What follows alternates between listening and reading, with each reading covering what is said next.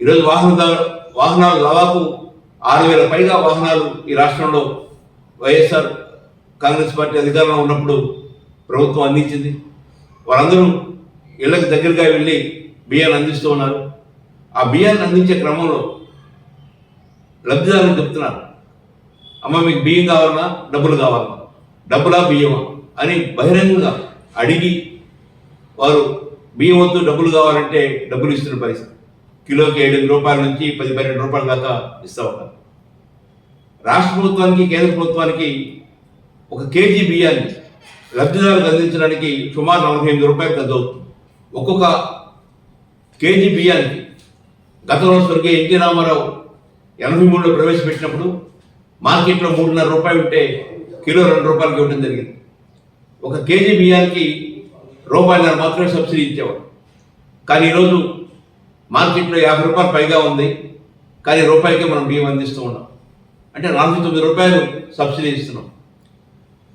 వారి ఆహార భద్రతను కాపాడటానికి, వారికి పౌష్టిక ఆహారాన్ని అందించడానికి, వారిని పేదరికానికి బయటికి పోవడానికి ఈ పథకం ఉపయోగపడుతుందని భావించారు. మీరు ఇస్తే మంచి నాణ్యమైన బియ్యం ఇవ్వండి, లేదా బియ్యానికి బదులు చిరుధాన్యాలు కానీ, లేక గుడ్లు లాంటివి కానీ, పాలు లాంటివి కానీ వారికి పేదరికాల నుంచి బయటపడటానికి, వారికి పౌష్టికాహారం లభించడానికి ప్రత్యేకమైన అవకాశాలు కల్పించండి. అంతేగాని ఈ ఉపయోగం లేని బియ్యం, వాడని బియ్యం అందించి దాన్ని అవినీతికి పరాకాష్ఠగా మార్చొద్దని కోరుకుంటున్నాం. ఒక్కొక్క ఎమ్మెల్యే ఆ నియోజకవర్గంలో ప్రతి నెల 5-6 లక్షల రూపాయలు సంపాదిస్తున్నారు కేవలం బియ్యం అక్రమ రవాణా చేయడం వల్ల. ఈ అక్రమ రవాణా చేయడానికి ఒక గ్రీన్ ఛానల్ కూడా ఏర్పాటు చేస్తున్నారు. ఆ గ్రీన్ ఛానల్ ఎలా అంటే రేషన్ షాప్ నుంచి అది ఓటర్ యోగాలు చేరేంత వరకు ఎవరు అడ్డు రాకుండా స్థానిక పోలీసులు, స్థానిక ఇతర సివిల్ సప్లైస్ వాళ్ళు, విజిలెన్స్ వాళ్ళు వాళ్ళందరికీ మామూలు ఇస్తూ ముందుకు తీసుకెళ్తున్న పరిస్థితి. ఒక రేషన్ షాప్ డీలరు ప్రతి నెల 1000 రూపాయలు రెవెన్యూ మామూలు ఇస్తున్న పరిస్థితి చూస్తున్నాం. ప్రజల్లో ఎక్కువ మనల్ని ఇబ్బంది పెడుతున్న అంశాలు ఏంటంటే, ఒకటి పౌష్టికాహార లోపం జరుగుతుంది, రెండోది ఏంటంటే అనారోగ్య సమస్యలు తలెత్తుతున్నాయి. ఇప్పుడు ప్రభుత్వం మంచి ఆహారాన్ని పెంపొందించాలంటే దాని స్థానంలో single polish rice, brown rice ఇవ్వచ్చు, మిల్లెట్స్ వాడుతున్నారు. ఇప్పుడు మిల్లెట్స్ ధర ఎక్కువ ఉండటం వల్ల సామాన్యులకి పేదలకు అందుబాటులో లేకుండా పోతుంది. ప్రభుత్వమే మిల్లెట్స్ ఏర్పాటు చేయొచ్చు.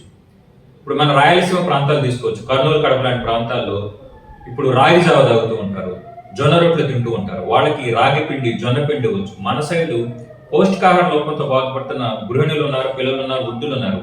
వాళ్ళకి గుడ్లు ఇవ్వచ్చు, వేరుశెనగ గుడ్లు ఇవ్వచ్చు, గోధుమ పిండి ఇవ్వచ్చు. కాబట్టి రైస్కి ఆల్టర్నేటివ్గా ఇలాంటివన్నీ ఇస్తే కనుక, అట్లాగే లబ్ధిదారులు రివైవ్ చేసి కనుక ఈ మిల్లెట్స్ ఇవ్వడం వల్ల మనకి ప్రత్యామ్నాయ పంటలపై కూడా రైతాంగం వాళ్ళకి మద్దతు ధర లభించి దృష్టి సారించే అవకాశం ఎంతైనా ఉంది.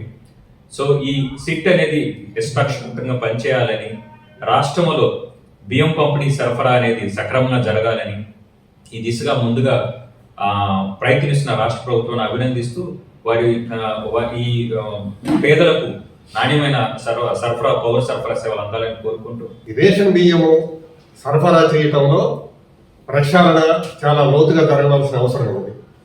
ఎలాగంటే రేషన్ బియ్యం తీసుకునే కార్డులు ఇతర పథకాలకు కూడా ఉపయోగపడుతున్నందువలన దీన్ని ఒక ప్రామాణికంగా తీసుకుంటున్నారు. కాబట్టి బియ్యం అవసరం లేని వినియోగదారులు కూడా చాలామంది తీసుకుంటున్నందువలన ఆ కార్డును ప్రక్షాళన చేస్తే, సగం మందికే అనర్హులకి కార్డులు తొలగిస్తే అర్హులైన వాళ్లకు క్వాంటిటీ కానీ, క్వాలిటీ కానీ, వెరైటీస్ కానీ ఇంకా అధికంగా సప్లై చేయవచ్చని ట్యాక్స్ పేయర్స్గా, పన్ను చెల్లింపుదారులుగా మేము భావిస్తున్నాము.